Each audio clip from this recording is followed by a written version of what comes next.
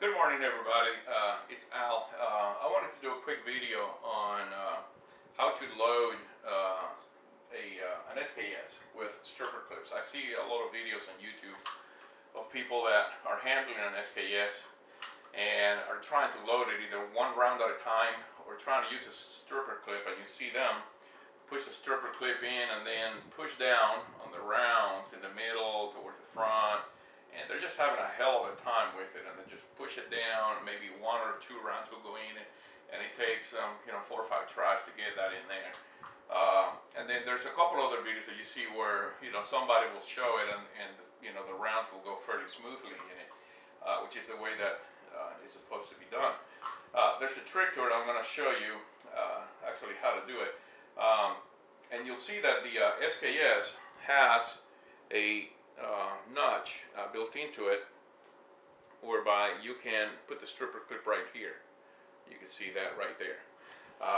And the way it works is you take that notch and you put the stripper clip in there and push it in. But before I show you what you need to do, I want to discuss another area here, is the use of removable magazines with the SKS. I've chosen not to go down that road because it really wasn't designed to use removable magazines. And so what happens is when you get a removable magazine, you have this long tab that sticks out of the magazine. So it makes it almost impossible to carry in any quantity. There are no magazines that I know of that allow you to carry those removable mags for the SKS, simply because those long tabs get in the way. You maybe put one here, another one here, but certainly they have to be separate from each other.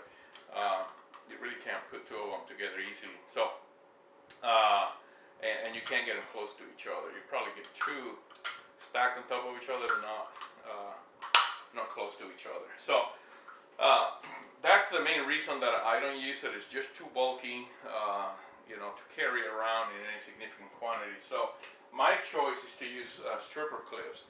And if I ever needed to carry a large amount when I go to the range, my choice is to use a bandoleer like this, right? And a bandoleer is fairly easy to use. It's something that you put it on, you tie it around the back real quick, and you're pretty much done with it.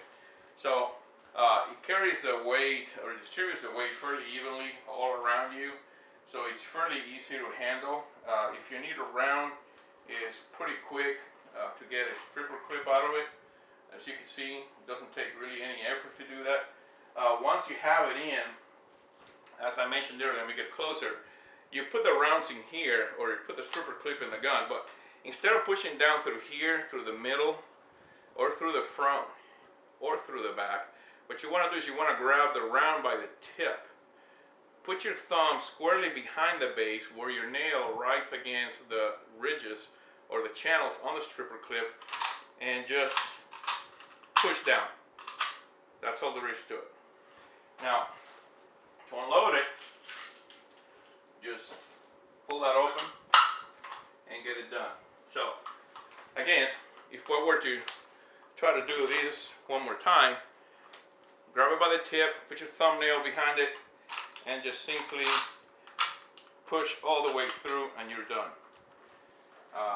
So it doesn't take a whole lot of effort. It's not that hard. With a little practice, and I haven't practiced in probably a year or two, it's something that comes pretty easily. So it's a fairly easy thing to do. You don't have to fight it a whole lot. And it's fairly quick. The reason I like the bandolier is because you can carry a lot of rounds in a bandolier fairly easily. And the weight is fairly easily distributed, right?